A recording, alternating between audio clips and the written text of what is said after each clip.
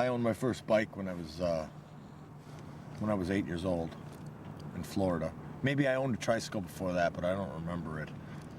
But it was an awesome bike. It was like a red Schwinn something.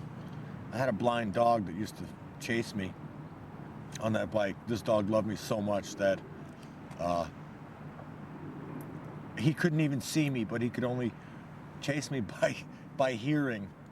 It was on a gravel road, and I used to like tear ass down this gravel road. And I always loved riding. I always loved riding. Like when I first started messengering in '88, I knew probably that that's what I was supposed to be doing. I could feel when I was riding and making money that that's what I was supposed to do, and it is what I'm supposed to do. And no matter what the society does to me, I've been in mental institutions, I've been in drug rehabs, I've been in prisons. I'll lie in bed and I'll think about riding. I'll have dreams where I'm riding. I'll hear the sound of traffic coming by, and I'll feel sad that I'm not part of that flow, if I'm not part of that flow. I love to ride. It's what I do. I rode from about 1982, 83 to about 93. I rode about 10 years, you know, and started this place, Mother's Messengers, back in 92. And so soon after that, I was off the road. Within 2 years, I was off the road, and messengers were, you know, other messengers were doing that, and I was now in the office at that point. Can you repeat the address on Run 108? Yes, I could. The whole idea is quick turnover. The faster we can deliver packages, the faster we can get onto new packages, and the more money people make. Well, someone calls in. They want something picked up from wherever they want it picked up, and whatever it is, and they want it brought to wherever they want it going by whatever time they want it, and then we charge them accordingly. You know, in other words, like if you wanted to send an envelope from Midtown to Midtown with no particular rush, within an hour and a half, 2 hours, it's a $7 run, and we send somebody out to go get it. And usually our guys are out there already, so we have them on radios, we have them on beepers, so we just get in touch with whoever's in that area and let them knock it out.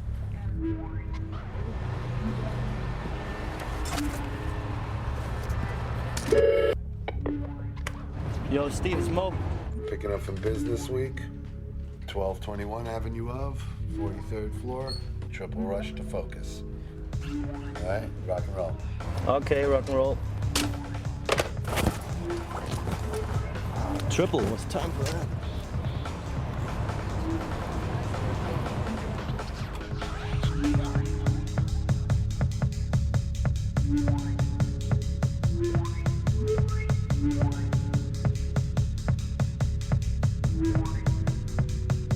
Okay. 170 Jungle. The answer to your question, my question was no. 70's 12th is called in by Susan. Picking up from the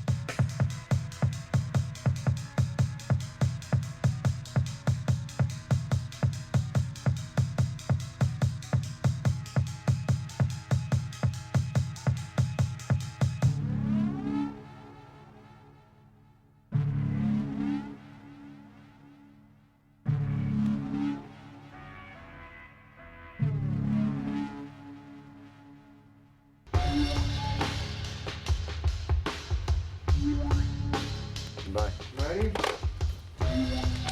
Right, and it goes to Dunnington at 666 3rd Avenue. I'm just following a 116 job. Yeah, I gave Fred Diaz that local to 277 Park from UBPAM.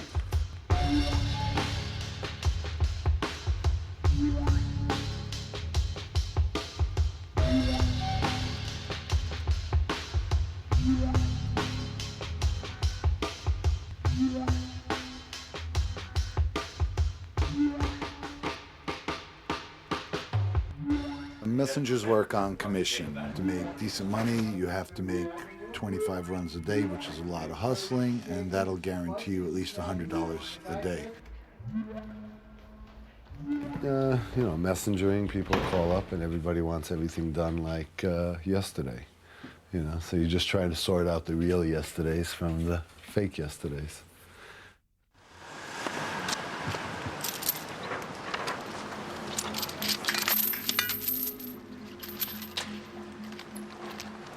My name is Skeletor.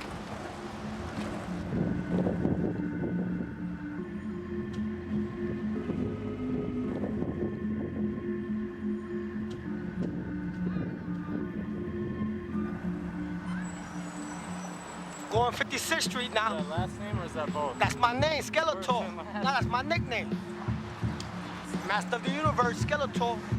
My name is Will Lopez. William Lopez. Ready? where? From the Bronx.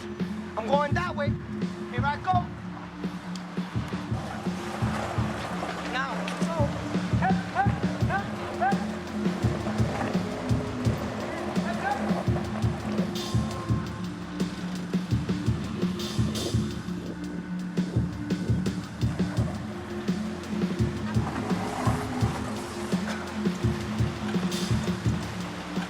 I 10 years doing this. I come from Parkchester. Here we go. Yeah, yeah. Yeah, yeah.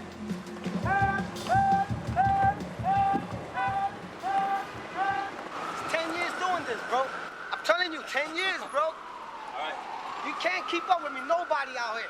No. Still look at the legs, man. 10 years, kid. Diesel. Yeah. There's a cut. Now I'm on the phone right now for a call.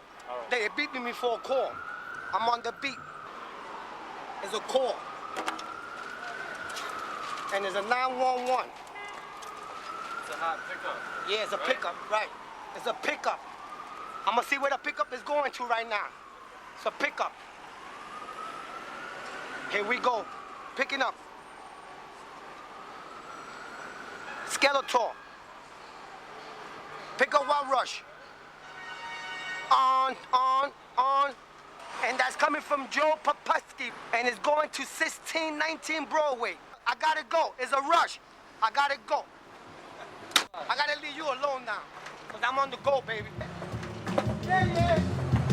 Yeah, yeah. Yeah, yeah.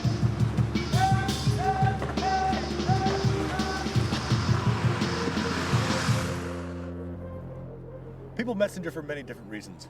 It could be that they're a drug addict and they want to have lots of money to spend on drugs on the weekend. Or it could be that they have children and they want to support their kids. It could be that they can't stand being inside their fucking four walls all day and feeling like a prisoner. Did I say rent? Did I mention rent?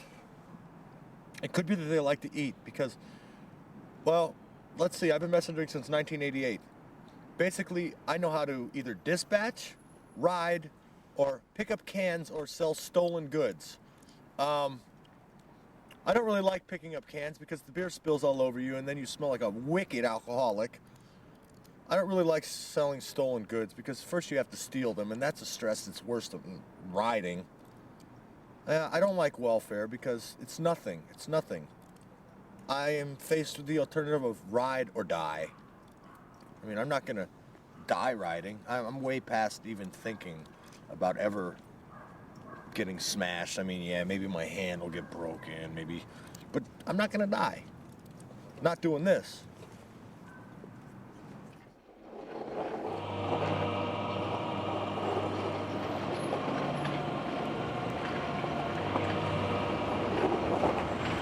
I'm actually doing 2 jobs at the same time.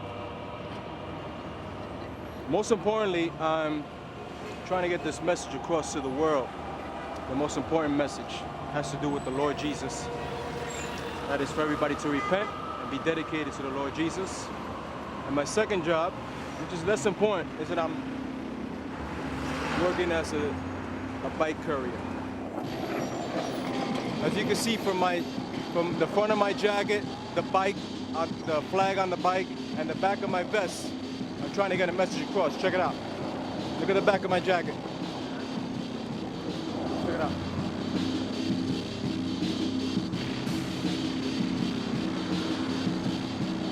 See the flag on the bike?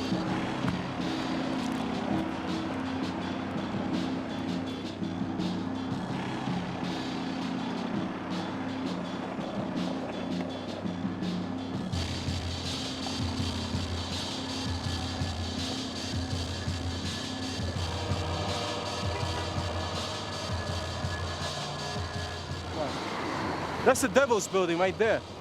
666. That's the Devil's Building, you know. I had a delivery there a couple of days ago. And as I was walking upstairs, I felt a strong conviction in my heart saying, why am I in this building? I'm a Christian. Jesus! How you doing, Jesus? Give me a blessing. Next foot. So as I was walking inside the building, I felt, you know, a strong feeling in my heart.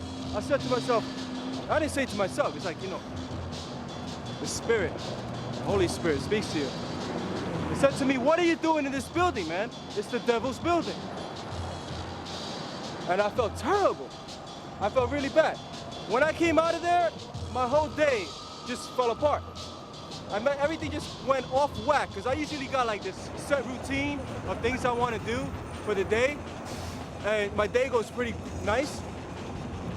But after walking in and out of that building, the whole day was shot. I had to repent and everything for walking in there and not refusing to take that delivery. All I had to do was tell the dispatcher, listen, I'm not going into the Devil's Building.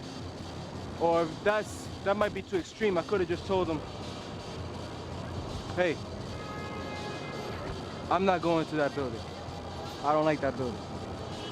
Or if it looks like he's gonna take that the wrong way, what I'll say is,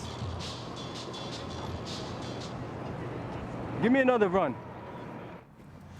You work in New York City, you've mastered this profession.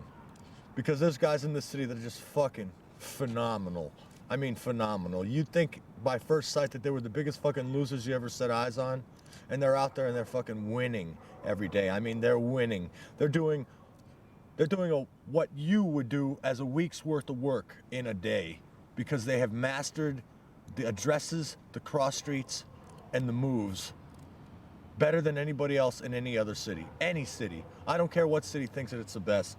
You go to London, they're taking you on immediately. You go to Berlin, Paris, anywhere. New York is it for messengering. You could go anywhere else and say, oh, I'm gonna go messenger there.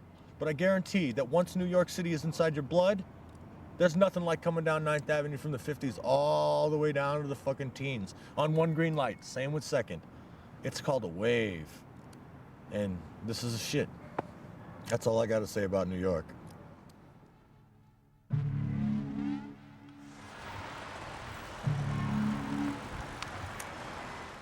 The lure of danger is very enticing for a messenger in New York City. Nothing is ever going to compare to what you're doing. Rough Riders Uptown.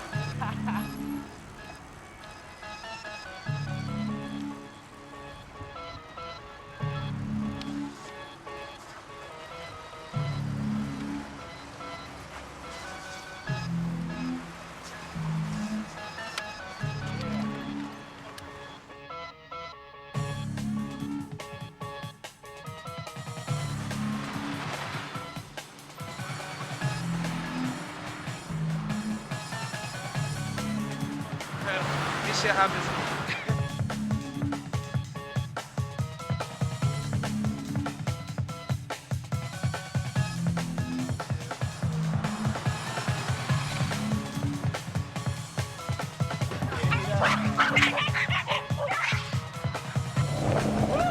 Watch yourself.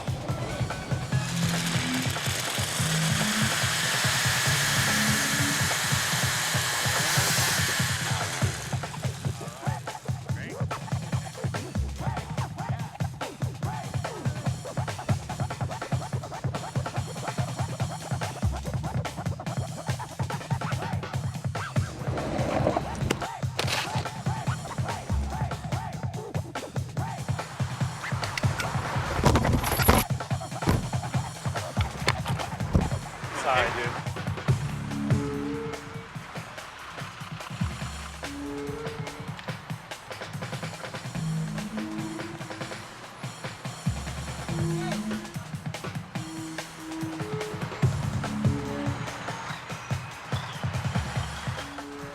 Other people cannot do what you are doing, riding out in the middle, dodging cars, and knowing what they're doing.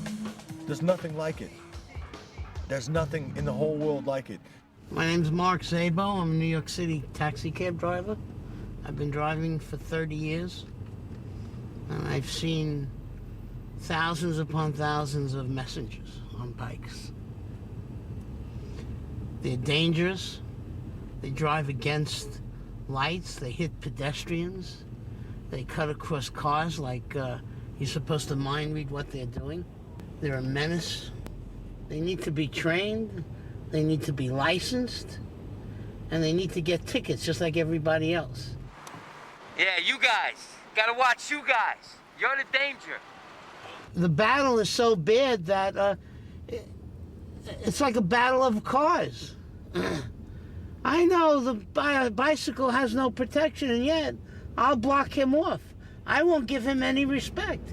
And if I can cut in front of him, I'll cut in front of him. Because he created that kind of situation between us.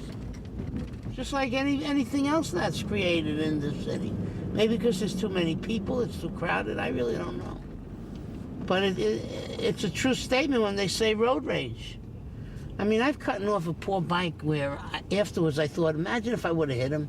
I could have killed him. I could have crippled him for nothing, you know? But all of a sudden I'm riding and this guy just zooms right in front. I don't have a chance to stop even, you know? So then I get mad and I go up to the next light. He's going straight. I'm turning. I'll wait till he comes close to me and then I'll turn, you know, to sort of show him that he better learn a lesson. You know, you can't just do the stuff you want like that. This is not a bicycle thing. Does it look like a bicycle thing to you? These are cars out here. It's motors. It's dangerous out here. It's dangerous between car and car now. The battle seems to get worse. It's like a war zone out here. You know, but it was a great job. You know, you just fly around, you feel free. You know, a lot of people look down on you. A lot of people envy you. A lot of people, you know, would spit on you as soon as you know, look at you. And which didn't bother me because, you know, as far as I was concerned, I was part of a whole different culture. You know, there was the civilians, and then you have the police, the paramilitary, and then you have criminals, then you have outlaws. And bike messengers fall under the realm of outlaw. Mothers. Back in '87, Ed Koch proposed the bike ban, banning bikes from 59th Street to 34th Street, along 5th Park and Madison Avenues, which basically was an attack on, you know, a socioeconomic group called the bicycle messengers, you know, because it didn't affect commuters because it wasn't during commuting time. And for you to single out one group and go, this is the problem with traffic, or this is the problem, the big danger in New York, was just unfair and unreasonable. Well, there was an effort to regulate bike messengers. I don't remember the details, but it provided for registration and insurance, and the bill came before me for signature after it had been passed by the city council. And I decided that it was too onerous, too penalizing in a criminal way bikers, and that I didn't want to pass legislation, sign legislation that would give these bikers, if they were convicted of violations, criminal records. Messengers are overwhelmingly young men and women from the minority communities, and they have lots of problems now. I was not going to add to their future employability by making them subject to criminal sanctions, which that particular legislation did. And so I vetoed it. I don't know whether they passed subsequently legislation that eliminated those criminal sanctions or not, and I don't know what the state of legislation is in the city today. I'm Sergeant Gary Weaver of the Manhattan Traffic Task Force Bicycle Squad. We're part of the New York City Police Department. I've been doing this work for the last year, and primarily what we do is go after bike messengers who violate the law. They go through red lights, go the wrong way on the street, or ride on the sidewalk. When any of these three main conditions exist, we stop the bicycle messenger, obtain their identification, and issue them a summons. Yeah, we've had chases sometimes on occasion. They've gone on for a long period of time. One individual we chased started at Midtown and went all the way downtown. He was cutting through streets, and the only reason we were able to keep up with him is we used the radio, and we had different officers come different routes and intercept him, and we just stayed with him, and finally he just wore out. That's how we were able to get him. The sheer numbers and the use of the radio was able to overcome his ability.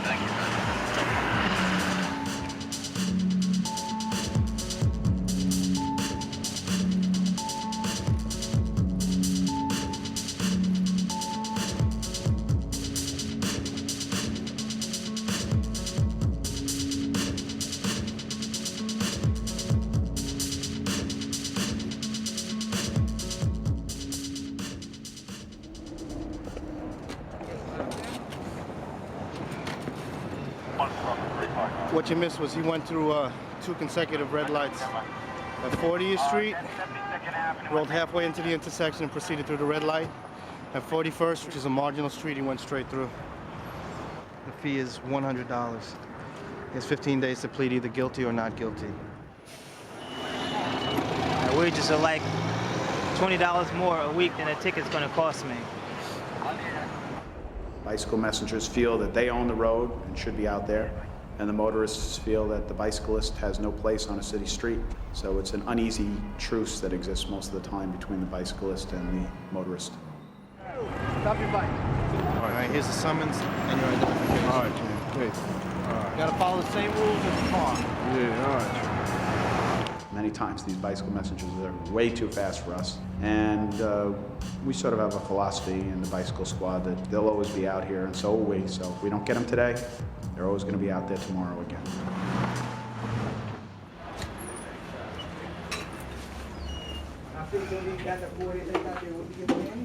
They don't get enough of me on TV, man. Oh, again? Hey, look at that. This guy, you seen this guy on TV? Nah, he got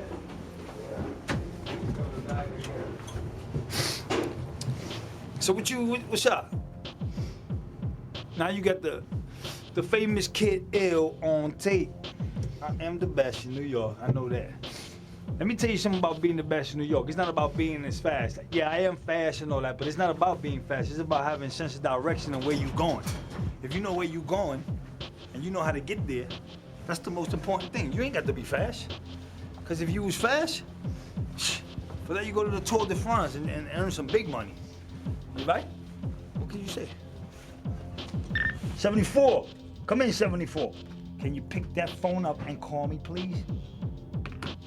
Not only am I the best messenger, I'm the best dispatcher in the world. See that right there, B? I know all that right there, all that. Technically, the cops do own the streets, but in reality, we own the streets. The troopers out here, the messengers out here, we own the streets. I'm flying down 6th Avenue with these 2 cops on bicycles. You know, they got them little bullshit Fuji bikes with the knobby wheels, all fat and all that. I'm flowing, you know. I got light-speed titanium frame, you know what I'm saying, white industry hubs, and, you know, my bike is like maybe 21 pounds, flying. So I stopped at a light, and they pull up on me and said, yo, pull over. I said, for what? They said, you ate like 6 lights. I was like, all right, where you want me to pull over? So when they looked to tell me where to pull over, I just jetted. So they started chasing me. So I'm like this, just riding. And I would look back and I see them, they going like this, right? They're trying to catch up to me, and I'm just riding hard, looking at them. And I would ride to every corner and stop and wait till they catch up. I'll wait till they're like about 2 car lengths, then I'll take off again and make them keep doing it for a couple of blocks. And then when I'm far away, you know, the fat cop is already, he done gave up. All the cookies and pork chops fell out of his pockets. And the other cop, he's like sort of determined to try to, you know what I mean? But, you know, I'll be making fun of them at the corner like, you ain't gonna catch me, you're not gonna catch me.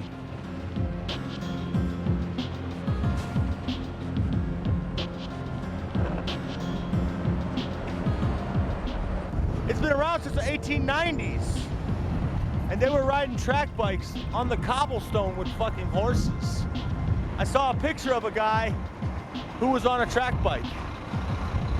and his face had big lines under his eyes.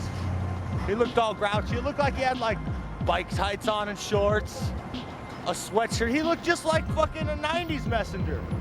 But man, he must have had it rough. It's been around a while. The track bike is the original bicycle. Back when a bicycle was first created, the velocipede, it was a fixed gear. There were no cables or brake pads or any of that to put onto a bicycle. It was a fixed cog, and you locked your legs to stop it. When you spin this thing, it continuously spins.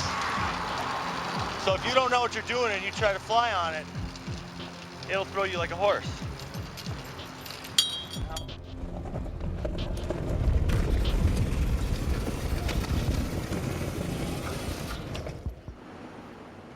My name is Dexter Benjamin. Originally from Trinidad. I've been cycling since I was like 9 years old.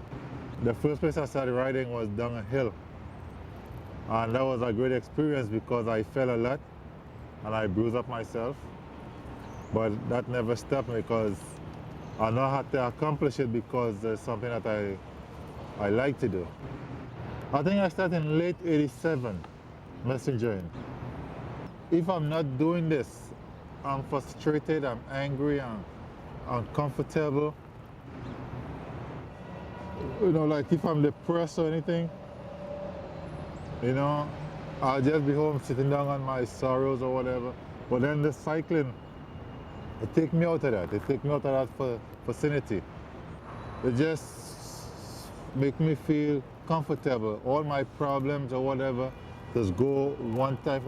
No matter what problem I have, and I jump on my bike and I ride, it goes away.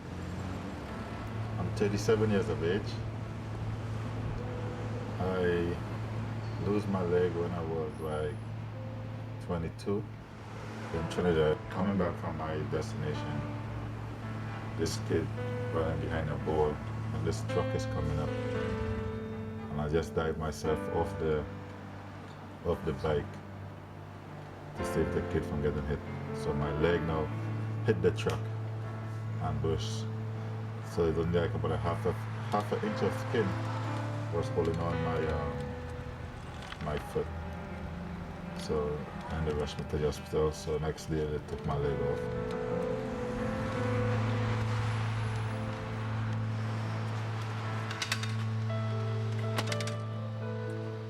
And I want to say if I had to do it all over again, I'll do the same thing.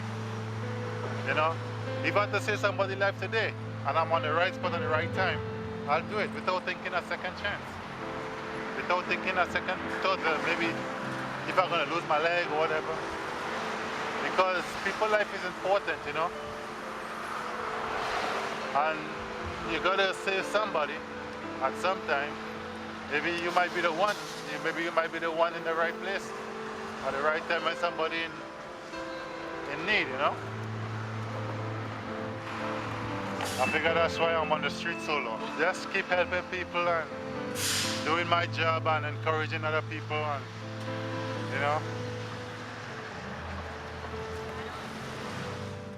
Straight up, I should make a yard and a half, which is $100, $150 a day. And I'm not making it. I got 3 kids. I don't have enough money to give them money. It makes me feel like shit about myself. And everybody else is tight, so they get tired of borrowing me money. And it just gets really depressing. It's just a really depressing aspect of life. I might be in a really good service soon where I can earn $150 a day. If I earn $150 a day, then I'm making a good $750 a week. And I think that's decent. Because right now, I'm staying at about 4 or 5 different places because I couldn't afford my apartment anymore. And it's hell.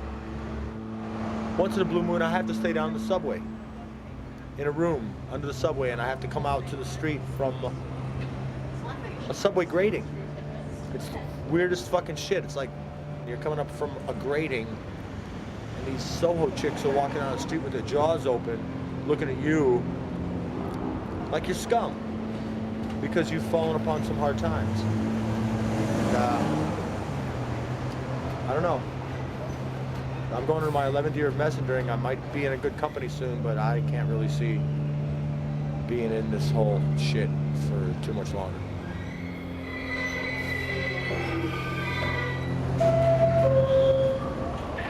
Boom, boom.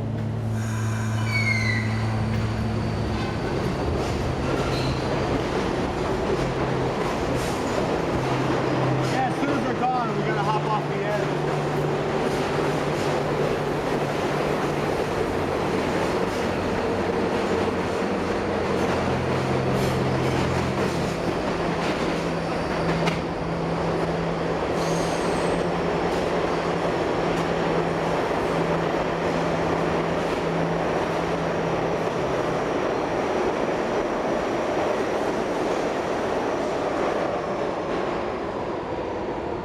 Pretty weird, huh?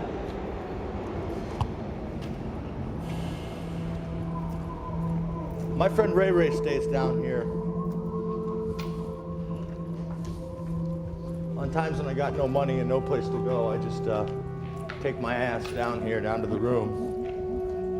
It ain't that clean. It's noisy as hell.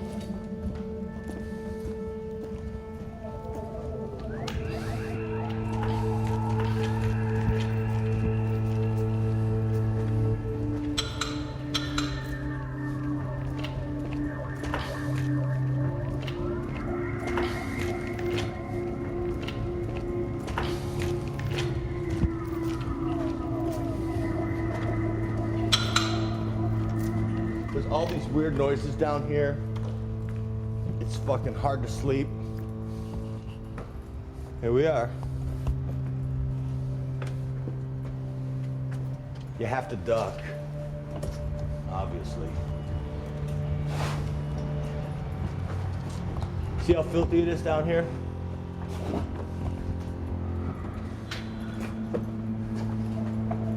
I guess this is where Ray Ray does his meals. He's got a bunch of bike stuff down here. He used to be a courier.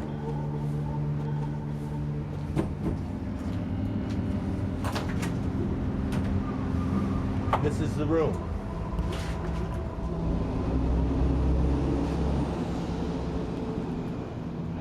I guess I could pretty much say this is where my boy Ray Ray stays, and oh, what do you know? He's got some cigarettes down here. Nice. It's pretty gross, actually.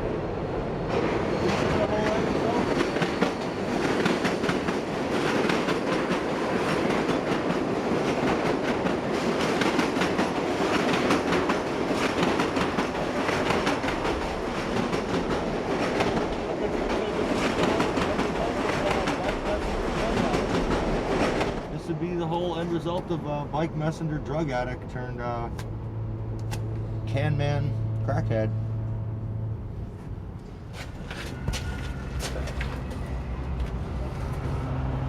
Pretty strange. I can't sleep here whenever I do sleep here. But people like they really do kind of freak out when they see you down here. You know what I mean? They have no idea what the fuck is going on when they see a person coming up from a grating on the sidewalk.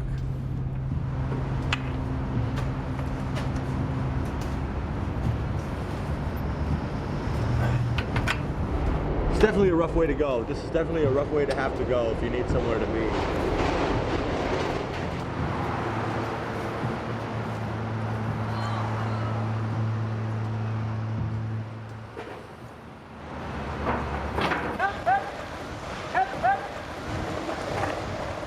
Try to be the fastest and the quickest out here.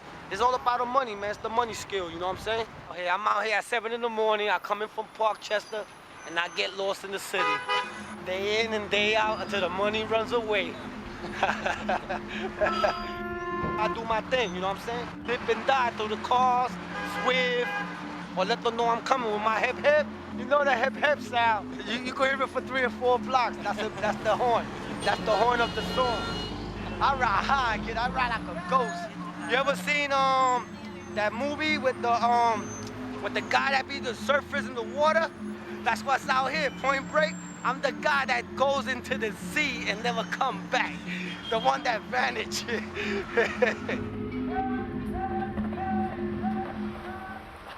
I don't know. I don't think I want to do it for the rest of my life, but it's something that I want to do now. It's fun, you know? It's like the way to stay a kid a little bit longer. There's no like a boss all the time watching you. I got hit a couple times, but no bones was broken, so it wasn't that serious. Oh, many times they just squish you between two cars or just like cut you off, you know, without looking. The worst thing that happened is probably like losing friends on the road.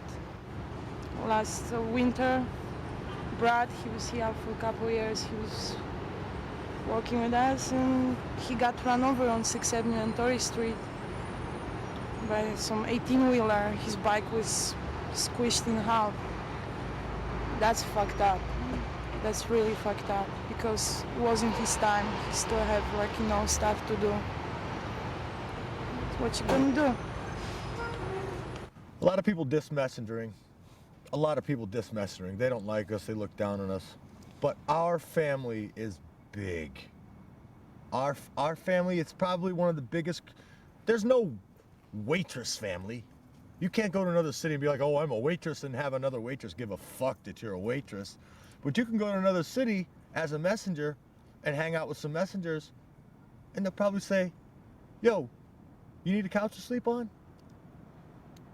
Because we care about each other. I know one thing, if I get hit, people I don't even know that are other messengers are gonna come up and pick me up off the floor. We're a very tight community.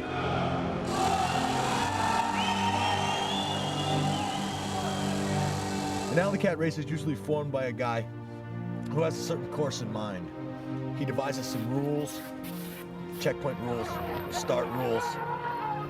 Alley cats and races are our way of showing love to each other because that's what we like to do. Everyone's smiling, everyone's laughing, everybody's sweating, everybody's just really fucking happy to be doing what they really like to do, which is riding a lot.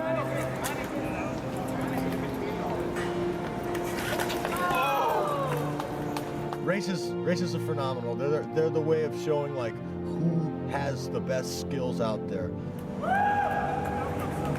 Of all the races, this is the first actual track race. No brakes allowed. This is a monster track race designed by Johnny. I think it's like a really good idea for the messengers with no, you know, just a specific no brake race. You go out there, you pay your $5, you get a spoke card. That means you're in the race. You put this in your spokes and you get a manifest. You go study it and make a route. This is telling you where you have to go. 225 Lafayette, 250 Hudson, you know, 6 places basically.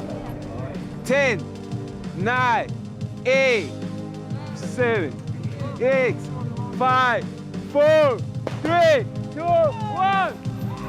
Yo, get out of my way, get out of my way.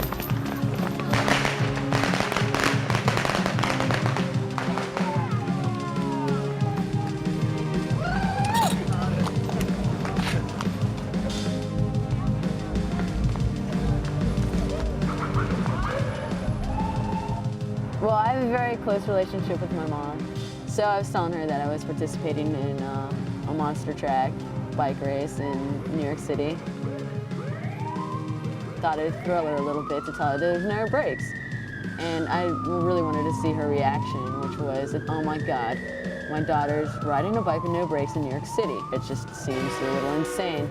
So she just asked me if I wore a helmet. So as I tell my mom, no, I don't wear a helmet. She sent me money right away. It's like, here, it's $50. Buy yourself a helmet. I'd like you to wear it in the race. I'd like you to wear it working. So I accepted the money, and I did. I intended on getting a helmet. How many coming? 1, 2, 3. You got Katie. Yeah, I successfully did the first 2 checkpoints. And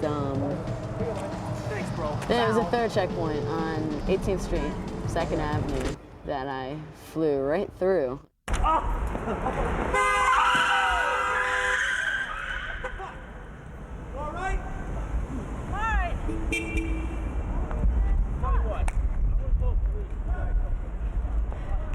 Well, like I said, I'm a bit stubborn and still haven't gotten the money, the helmet.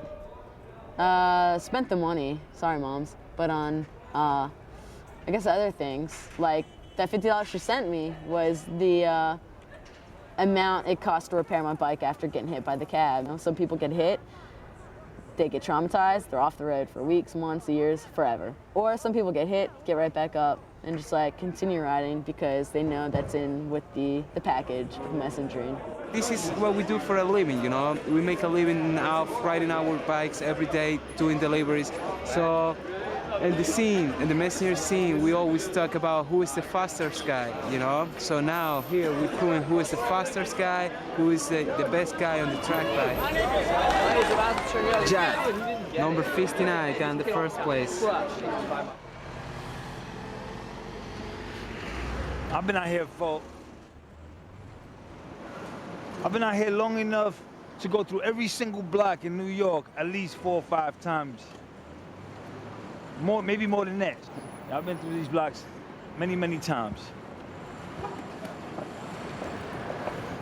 Sometimes I pedal my bike so fast, it feels like I'm on the air, above the floor. For real. That's how fast I be going. I be skating in New York like nothing. Central Park. All right, get all that from me, please. Central Park, that's nothing. I go right through this park like nothing, man. I know the exits. People. Some messengers go through and get lost, and they doing circles. They don't know where they going. Man, I know this park like the back of my hand. I think the squirrels in there know me. You know what I mean? We do this every single day, day in, day out, all year round. Every single day, rain, sleet, and snow, and it's hard, man. It's hard, especially in New York, man. You know, if you make it in New York, man, then I feel you can make it anywhere. The winter was brutal. The snowstorms and the sub-zero killed me. I finally folded about February. About February 16, I had to go into the hospital because my ankle blew out on me. So for like a month I've been off the road, now I'm just therapy riding. But this winter, this is probably one of the hardest ones on me.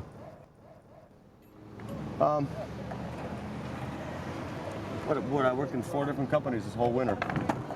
Started out at Elite, went to Music Man, Chick Chack, and then Mothers. Mothers killed me, literally killed me. I've never done such a huge volume of work in my life. Something like 36 to 40 runs a day. Then people literally rode me to the ground with my injury. And I'm hoping that next winter, I won't have to do this shit anymore. Because it's definitely got to be the hardest time on a messenger. It like beckons you. I'm sure like anybody who has any kind of 2 wheels wakes up in the morning and is like, I don't believe you. You make me tired. This can't be. And like, I could ride this, you could ride this, your friend could ride it, and his friend could ride it, and it would never tire. And so it freaks you out. It's like, you're evil. It's evil. But I love it. I love to hate it. It hates me. A friend of mine told me, you just have to walk away. And it's a weird thought, because it's like, well, what am I gonna do? Because I've been on the road for 10 years now, and every time life gets fucked up, like welfare or whatever, I get back on my fucking bike, and I go out and I make some fucking money. So now I'm thinking like, well, it can't be all I can do. Maybe I should go bus or fucking, I don't know. I don't know. I haven't sat down and thought about it yet. It's kind of scary. It's a running wheel. And I know I've said that before. It's like running faster and going fucking nowhere. Well, you know, when I started the messenger service, I thought, okay, great, you know, I'm finally going to be making the boss's end. And I tell you, after all this time, I wish I was a messenger still. Of everything I've done in my life, that's what I wish I still was doing. So enjoy it while you got it, and be safe. That's the best thing. You know, coming out of the day alive in one piece is the whole point of the game.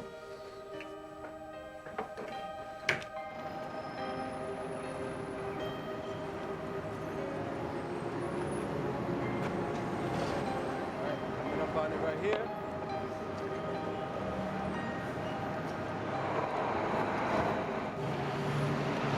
I want to help people.